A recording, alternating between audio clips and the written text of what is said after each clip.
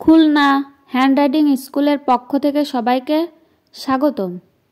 আজকের ভিডিওতে আমরা যুক্তবর্ণ গঠন করা শিখব। এখানে দুইটি যুক্তবর্ণ আছে, বর্গীয় জ যোগ ইও এবং ইও যোগ বর্গীয় জ। এই দুটি যুক্তবর্ণ খুবই জটিল এবং অনেক ক্ষেত্রে আমরা এটার ভুল ব্যবহার করে থাকি। আপনারা খুব সুন্দর করে দেখুন, বর্গীয় জ যোগ ইও দিলে কেমন হয় আর ইও যোগ বর্গীয় জ দিলে কেমন হয়।